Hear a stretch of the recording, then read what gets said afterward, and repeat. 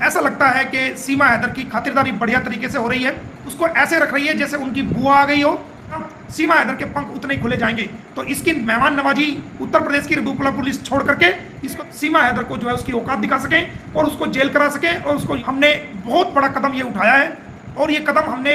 मजबूर होकर उठाया क्योंकि हम ना उम्मीद हो गए हैं। उस पर लीप रही है और वो आमे टामे दे रही है और वो बहानेबाजी कर रही है। और गुलाम हैदर के बच्चों के ऑर्डर मैंने आपको पहले भी कहा है, हर बार कहता हूं, हमने किए हुए हैं, करा रखे हैं। सभी लोग अपनी आवाज को मर्यादा में रह करके और कानून के दायरे में रह करके उठाते रहें और स्ट्रॉन्ग करते रहें, डिबेट करते रहें, इस मुहिम को आगे बढ़ाते रहें। अस्सलामुअलैकुम मेरे दोस्तों आज मैं आपको एक बेहद शानदार वीडियो दिखाने जा रहा हूं जिसको देखना आपके लिए बहुत ज़रूरी है। इसलिए आज का ये वीडियो अभी बीच में छोड़कर मत जाना, क्योंकि दोस्तों आज मैं आपको आज की सबसे बड़ी अपडेट देने जा रहा हूं मोमिन सर की। जी हाँ दोस्तों, सीमा भगोड़ी पर अब वो कार्रवाई होने जा रही है जो कि अभी तक उस पर नहीं हुई है। मोमिन सर ने सीमा हैदर को जेल भेजने की पूरी तैयारी कर ली है और गुलाम हैदर की इंडिया आने की भी पूरी तैयारी हो चुकी है। और अब गुलाम हैदर बस इंडिया आएंगे और अपने बच्चे गुलाम हैदर पाकिस्तान ज़रूर लेकर जाएंगे। दोस्तों अब मैं आपको कोई शानदार वीडियो दिखाने जा रहा हूं जिसको देखकर आपको सीमा केस के बारे में A to Z जानकारी मिलेगी। मगर दोस्तों ये वीडियो दिखाने से पहले मेरी आपसे गुजारिश है, आज का मेरा ये वीडियो पूरा एंड तक ज़रूर देखना और अगर आप मेरे चैनल पर नए आए हो चैनल को ज़रूर सब्सक्राइब करना, साथ में इस वीडियो को ज़्यादा लोगों में शेयर ज़रूर करना। चलिए दोस्तों, पहले आप ये वीडियो देखिए, फिर आकर मैं आपसे बात करता हूँ। 1 साल से 1.5 साल का समय ये करीब हो गया है, लेकिन आज तक जो है सीमा हैदर के खिलाफ कोई चार्जशीट 173(2) के तहत, सीआरपीसी की धारा 173(2) के तहत कोई चार्जशीट कोर्ट में फाइल नहीं की गई है उत्तर प्रदेश पुलिस द्वारा, ना नेत्रपाल के खिलाफ, ना सीमा के खिलाफ, ना ही सचिन मीना के खिलाफ। हमने बार बार उनको लिखा है, पुलिस डिपार्टमेंट उत्तर प्रदेश को, कि इसके खिलाफ एफआईआर जो दर्ज हुई है इन्वेस्टिगेशन को कंप्लीट करके कोर्ट में चलान पेश करें ताकि हम ट्रायल करके इसको सजा दिला सकें। लेकिन ढाक के वही 3 पात रहे हैं। ऐसा लगता है कि सीमा हैदर की खातिरदारी बढ़िया तरीके से हो रही है और सीमा हैदर के खिलाफ उत्तर प्रदेश की जो रबूपुरा की पुलिस है वो कुछ करना नहीं चाहती है। उसको मेहमान नवाजी के तौर पर रख रही है, उसको ऐसे रख रही है जैसे उनकी बुआ आ गई हो, जैसे उनकी जो है ना कोई रिश्तेदारी, उनकी रिश्तेदार में से कोई उनका रिश्तेदार आ गया हो या उनकी कोई रिलेटिव आ गई हो। उसको वीआईपी ट्रीटमेंट दिया जा रहा है, उसकी आवभगत की जा रही है और उसको जो है किसी भी हर जगह वो कहीं भी चली जाती है, कोई उसको टोकने वाला नहीं, चाहे वो भाग जाए, चाहे वो नेपाल के रास्ते से वापस चली जाए, कोई उसकी पूछताछ करने वाला नहीं। वो जब मर्जी चाहती है घर से निकल लेती है, जब मर्जी कहीं भी चली जाती है, कोई उसके ऊपर पहरा नहीं हो रहा, कोई उसकी निगरानी नहीं हो रही, कोई उसकी चेकिंग नहीं हो रही। और कोई सबसे बड़ी बात यह है कि उसके खिलाफ चार्जशीट जो है वो पेश नहीं की जा रही, उसमें डिले किया जा रहा है। अब मुझे ऐसा महसूस होता है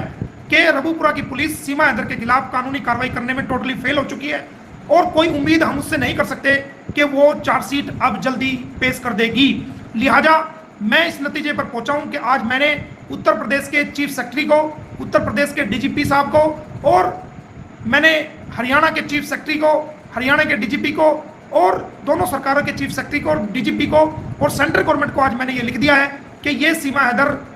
मेहमानों की तरह वहां पर रह रही है। कोई कानूनी कार्रवाई इसके खिलाफ नहीं हो रही है, कोई जांच इसके खिलाफ तेजी से नहीं हो रही है, जिसको ठंडे बस्ते में फेंक दिया गया है और मुझे उम्मीद नहीं लगती कि इसकी जांच को तेजी करके कोई इसका चालान पेश किया जाएगा। तो लिहाजा ये हरियाणा में पकड़ी गई थी और जब तक एफआईआर दर्ज नहीं हुई थी इसके खिलाफ एफआईआर दर्ज बल्लभगढ़ में, फरीदाबाद में होनी चाहिए थी, जो कानून कहता है, जो भारतीय कानून कहता है। तो इस केस को उत्तर प्रदेश से ट्रांसफर करके बल्लभगढ़ हरियाणा में भेजा जाए ताकि हरियाणा पुलिस अपनी जांच पूरी करके और चार्जशीट जो है कोर्ट में पेश कर सके और इसके खिलाफ ट्रायल चला करके हम इसको सजा दिला सकें और इसको जेल करवा सकें। ये आज हमने इस केस को ट्रांसफर करने के लिए हमने उत्तर प्रदेश की आला अधिकारियों को, चीफ सेक्रेटरी लेवल को, हरियाणा के चीफ सेक्रेटरी लेवल को, दोनों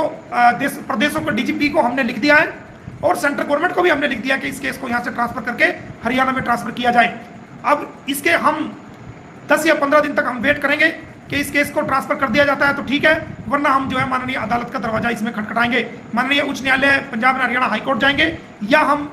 इसके मामले में अगर हमें लगेगा कि जो जुडिक्शन जिस हिसाब से बनेगी, क्योंकि ये मामला ऐसा मामला है कि पहले इसमें हाईकोर्ट जाना पड़ेगा, direct supreme court, honourable supreme court हम नहीं जा सकते क्योंकि डायरेक्ट एफआईआर नहीं है। तो डायरेक्ट एफआईआर को बदलवाया जा सकता है, लेकिन इसमें अरेस्ट जो है वो हरियाणा से है और अरेस्ट के बाद एफआईआर दर्ज की गई है। अगर अरेस्ट करने से पहले एफआईआर उत्तर प्रदेश में होती तो मामला वहीं चलता, लेकिन पहले अरेस्ट हुई है, बाद में दूसरे स्टेट में जाके एफआईआर हुई है, जो कानून का सरासर उल्लंघन है। तो इस केस को हम उत्तर प्रदेश से ट्रांसफर कराने के लिए हमने उत्तर प्रदेश के चीफ सेक्रेटरी को, उत्तर प्रदेश सरकार को, डीजीपी को, हरियाणा के चीफ सेक्रेटरी को और डीजीपी को, और जो वहां के जो जोनल आईजी हैं उनको, और जो जोनल आईजी फरीदाबाद हैं उनको, और एसएसपी को और एसएचओ को, तमाम लोगों को हमने आज इस केस की ट्रांसफर के लिए, इस केस के इन्वेस्टिगेशन ऑफिसर्स को भी हमने लिखा है कि आप ये केस छोड़ दें और इस केस को जो है हरियाणा में ट्रांसफर कर दें। तो ये नई बिग अपडेट मैं आपको दे रहा हूं, क्योंकि हम पक चुके हैं, हम वेट कर चुके हैं बहुत सारा। अब हम ज्यादा वेट इस मामले में नहीं करेंगे, क्योंकि जितना ये डिले मैटर होता जाएगा, सीमा हैदर के पंख उतने ही खुले जाएंगे। तो इसकी मेहमान नवाजी उत्तर प्रदेश की रबूपुरा पुलिस छोड़ करके इसको तुरंत प्रभाव से इस जांच को हरियाणा पुलिस के हवाले करें, क्योंकि हमने देख लिया है कि आप लोग इसको प्रोटेक्टेड कर रहे हैं, आप लोग किसी प्रकार की इन्वेस्टिगेशन में तेजी नहीं ला रहे हैं, और नहीं आप चार्जशीट इसको पेश कर रहे हैं। तो लिहाजा आज हमने दोनों सरकारों को लिखा है, सेंट्रल गवर्नमेंट को लिखा है, और उम्मीद करते हैं कि हम 10 या 15 दिन तक ये वेट करेंगे। अगर ये मामला ट्रांसफर नहीं होता है तो हम माननीय उच्च न्यायालय का दरवाजा इसके अंदर खटखटाएंगे और इस मामले को उत्तर प्रदेश से निकाल करके हरियाणा में लेके आएंगे, और उसके अंदर टाइम बाउंड भी करवाएंगे कि इतने टाइम के अंदर अंदर आप इन्वेस्टिगेशन को कंप्लीट कीजिए, क्योंकि 1.5 साल का वक्त बहुत ज्यादा वक्त होता है। आज पूरे देश में क्राइम है, हर जगह आज जहां मर्जी चाहे जैसे चाहे आज गोलियां चल जाती हैं, हत्याएं हो जाती हैं, और ये नेपाल का जो बॉर्डर है वो बॉर्डर क्रॉस करके कितने सारे जो है वो इलीगल तरीके से भारत में घुसपैठ कर लेते हैं, और हमारी पुलिस 1.5 साल तक चलान उसके खिलाफ जो है, जो उत्तर प्रदेश की पुलिस है, वो पेश करने में नाकामयाब होती है। और ये बड़े दुख की बात है, हमें दुख के साथ कहना पड़ रहा है कि हम इस केस को उत्तर प्रदेश पुलिस से लेकर के हरियाणा की तरफ अब लाने की तरफ हमने कदम बढ़ा दिया है और उनको हमने लिख दिया है। तो अगर 10 या 15 दिन के अंदर अंदर समय हमने दिया है, उसके अंदर ये जांच को अगर नहीं बदला जाता है, पूरी चार्जशीट को जो उन्होंने अब तक लिखी है या अब तक इन्वेस्टिगेशन की है उसको हरियाणा पुलिस के हवाले करे, और आगे की जो जांच है, फर्दर इन्वेस्टिगेशन जो है वो हरियाणा पुलिस इस मामले में करे, और चार्जशीट जल्दी से जल्दी जो है वो उत्तर प्रदेश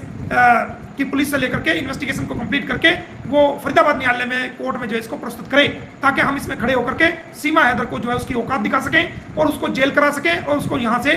जेल कराने के बाद जब वो जेल भुगत ले, यहाँ से उसको डिपोर्ट उसके नेपाल, और फिर नेपाल से उसके देश वो वहाँ से सजा भुगतने के बाद वो डिपोर्ट हो सके।